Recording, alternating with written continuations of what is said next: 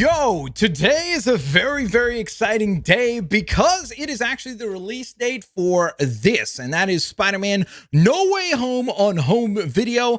I know what you're probably saying, Blitz, what kind of a boomer are you? Who buys physical media anymore? Well, I do. And one of the reasons why I do is because of this sticker right here. Well, okay, sorry. Let me clarify that because now it sounds like I'm buying it because of the stupid sticker on the box. No, it's about what the sticker actually says, and it says over 80 minutes of bonus content. I've always enjoyed getting that extra insight into the actual production of a film, particularly if it's something that I actually care about, of course. So that is why with the Marvel movies, with the DC movies, with the Star Wars movies, I tend to go on ahead and actually get the physical editions of these films to get that extra little bit of insight. So today I spent, of course, many hours going on ahead and rewatching the entire film since I have last seen it in the movie theaters, which was a blast. Still holds up. Just a really fun ride.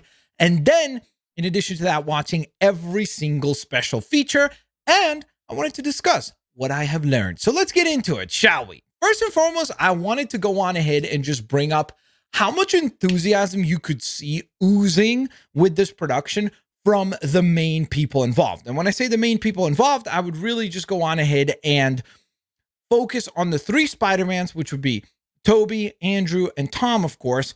Zendaya, the supporting cast of Tom Holland's Spider-Man, Zendaya and Jacob.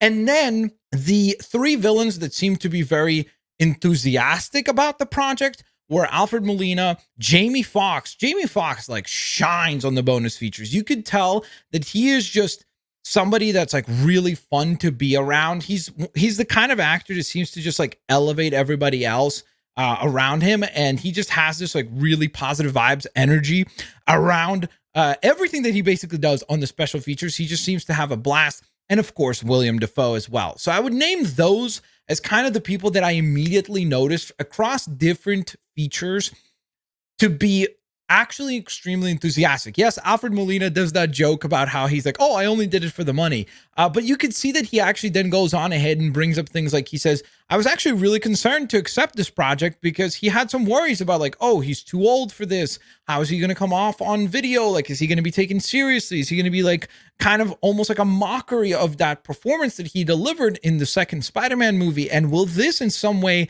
destroy the credibility that he earned from that performance?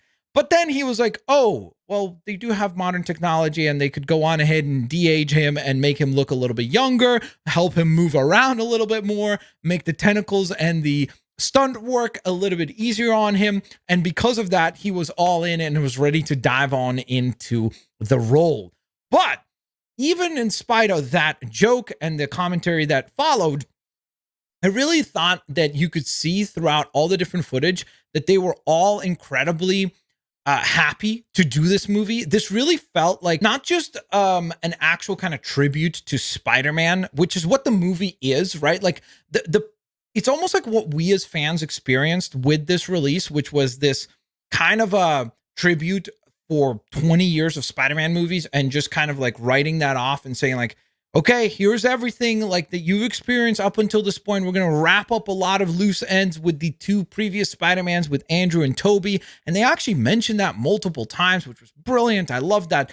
Andrew Garfield specifically mentioned that they had like a little meeting between the three Spider-Mans and they each would bring up to the other Spider-Man certain things that they enjoyed about the character and how they would then utilize that to wrap up the storyline for their Spider-Man, because of all these loose ends that were left over, especially for like Andrew Spider-Man, Amazing Spider-Man, because he just kind of gets left out there hanging. So it was just really cool to see how the parallel of what we as fans experience seemed to be present for the people that were actually working on this, because for them, it was also in some ways a way to like wrap up that performance. Like for Tobey Maguire, after years and years being asked like, hey, could you do another one? Would you do another one? He seemed to be always very grumpy around anybody, but also in particular being asked about Spider-Man. And yet here he just seems so enthusiastic and so like genuinely happy to be there and like have a chance to have kind of a last hurrah and pass on the knowledge, be this kind of a mentor position where he kind of like passes on the knowledge to his future generations of Spider-Mans.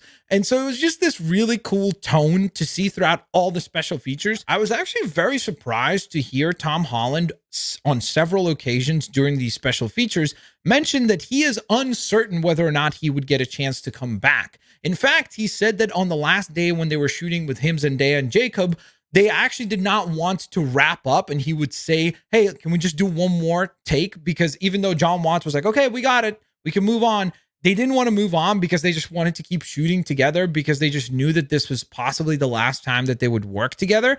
And when you hear him say that, you're like, whoa, hold up. Does he mean that because of how the movie goes? Or does he go on ahead and mean that because he's uncertain whether or not he actually will do more Spider-Man films? And that was very, very surprising to hear, because I feel like almost all of us coming out of this movie are kind of like, okay, well, now he's established the Spidey, and now let's see what they do with him next, almost like setting up another set of trilogies.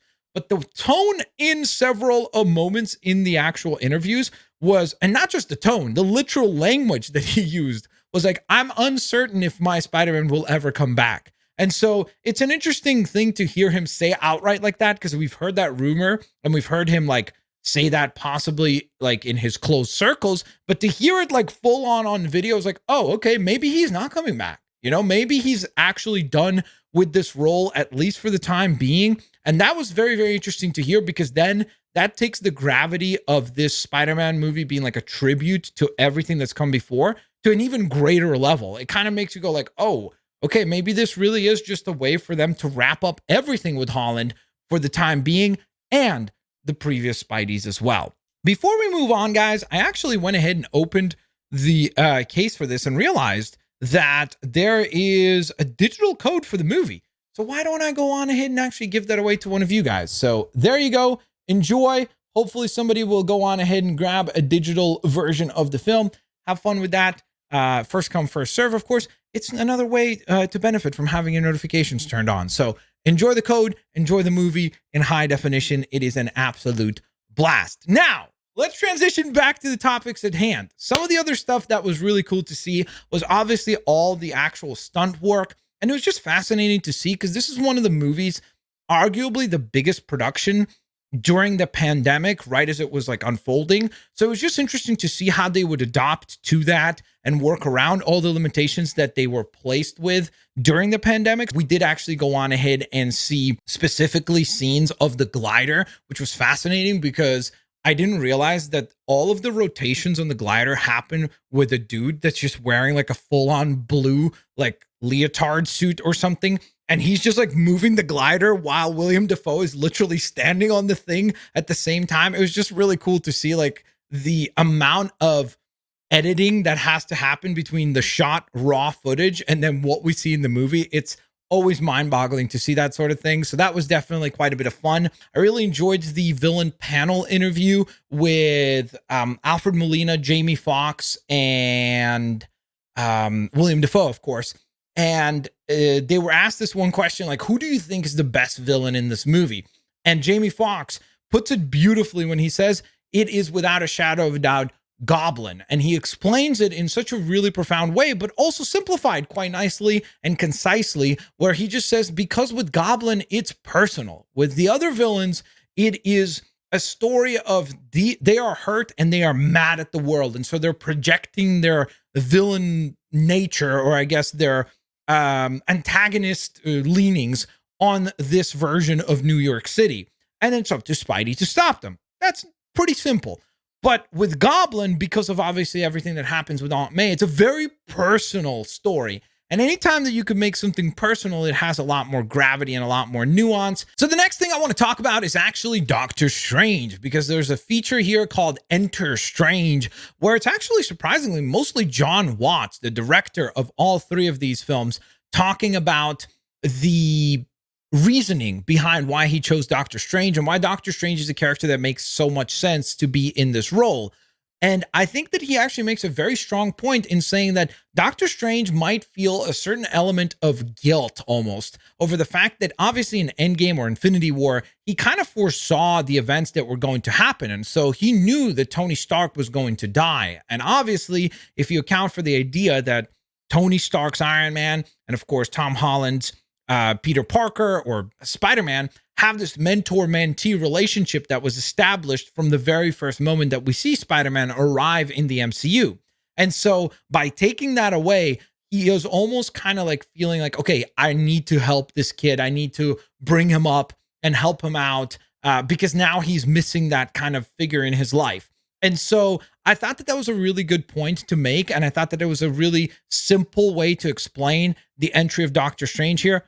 In my opinion, you also have to account for considering how fantastical and mystical this movie is in terms of introducing multiverses and all that. You really did need a character that was kind of fantastical at that kind of grand scale. And really, right now in the MCU, there's pretty much only two characters that could fulfill that role, Wanda or Doctor Strange. So Doctor Strange makes a lot of sense just because of that, especially because Wanda is busy running that crazy, weird experiment with the town. So yeah, she's kind of busy with that going on at this point in time. Speaking of John Watts, though, I actually also really enjoyed that multiple times over the course of this particular set of features, you can hear him even admit to this, that when he was brought into this particular trilogy, he was very nervous, and you could tell that he kind of said multiple times over that he wasn't even certain that he could do a good job at delivering this kind of a ginormous blockbuster film. But everybody then continues to discuss him as far as like the cast that is with him from the beginning all the way into this third movie that he got to do. And all of them bring up the idea that he has just become very, very confident. He's so much more confident in the tone that he brings to movies and what he wants to accomplish with the films, and how he does a great job of balancing both the action scenes, but then also making sure that they are grounded with emotion. And I thought that was really cool. Again, it sounds like something that is maybe something that you would just say as like a marketing promotional thing. But the thing that I'm most excited for is just to hear that he's so much more confident as a director, because of course, if you don't know, he's actually going to be directing the Fantastic Four. And boy, oh boy, whoever tackles that franchise next better be confident, because they are just, for whatever reason, those characters do not translate very well into film. Historically speaking, we've gotten a couple of fantastic turd films. So hopefully John Watts is able to go on ahead and deliver and knock it out of the park now that he's got all this momentum coming off of No Way Home. So the next thing I want to go on ahead and bring up is actually a really cool feature, which was kind of like the alternate reality Easter eggs, I think was the name of that feature. And essentially what it showcased is pretty much almost like those videos that a lot of people do on YouTube where they're like, oh, look, the 92 things, the 172 things that you haven't noticed or that you missed in this particular movie. It's pretty much that. It's even formatted in a very similar way as well, which was very, very cool to see. But the most exciting element of that, even though they do make a lot of like references like, oh, here's an homage to like the original Spider-Man movie, or they make reference to something that happens in Tobey Maguire's Spider-Man movie. So it's really cool that they drew that kind of through line with the film, where it on multiple occasions paid homage to those previous films, whether it be literal dialogue or certain visual things that we saw. So that was wonderful to see. But the coolest thing was actually the address of the silhouettes that happen when the cracking of the different multiverses are occurring at the very end of the film, because we as fans obviously identify that stuff right when the movie dropped. We're like, oh, that looks like Rhino, or that looks like Kraven the Hunter, or that looks like X, Y, and Z. Well, they did go on ahead and in this special feature confirm 3 of them outright. And it's interesting, the ones that they chose to confirm, they confirmed that Kraven the Hunter was indeed seen in one of those silhouettes. They confirmed that Scorpion was one of the silhouettes. And they did go on ahead and say the 6-armed Spider-Man. Interestingly, they didn't actually call him Doppelganger or the Monster Spider. So it was interesting to see that that's the ones that they actually confirmed, because in addition to those ones, of course, some of the other ones that we as fans have been able to identify were a classic looking Rhino design. Black Cat was another one that was pointed out. Mysterio, and I think Madam Web, I believe. So those ones they never actually addressed, but it's interesting that they do choose to address that Kraven the Hunter is one of them, and so is Scorpion, because those characters we have not seen as far as inside of any of these movies. So that's really, really interesting to see a confirmation of that.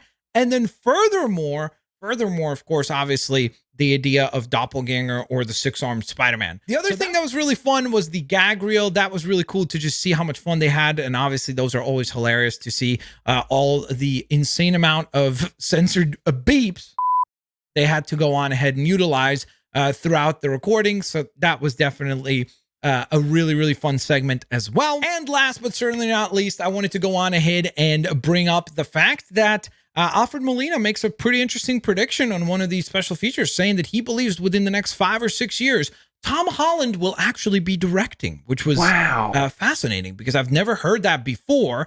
But it's interesting that maybe Tom Holland has some aspirations for being a director that we didn't even know about, which is fascinating to hear. I'm assuming that has come from some conversations that he probably had with Tom Holland. It would be also kind of insane if we ever get a Spider-Man movie where Tom Holland is continuing to play Spider-Man, but he's also directing. Can you imagine? That'd be interesting. So with all that being said, there you guys have it. The one thing that I wish this had would be a director commentary. They used to do those all the time with movie releases for home video. It's always just fascinating to actually hear the director and ideally also maybe like an editor speak on the decisions that they made. Unfortunately, that was not available here. I really, really wish that maybe in the future they'll do some sort of a commentary series, maybe with John Watts talking over the entire trilogy. That'd be really, really interesting to hear. But let me know what you guys thought of the video. Let me know what you guys think of these revelations. Some of them obviously known, some of them unknown, some of them were rumored but now confirmed. Let me know down in the comment section below what you thought of the video. Hit that thumbs up button. Huge thank you to you guys for checking out the video. I hope you guys enjoyed. Don't forget, you can support the channel by grabbing some merchandise. And of course, you can also become a member of the channel. Link for that is down in the description. Huge thank you to the members. I will hopefully catch you guys all here next time. Peace out. See you later, alligators. Bye-bye, guys.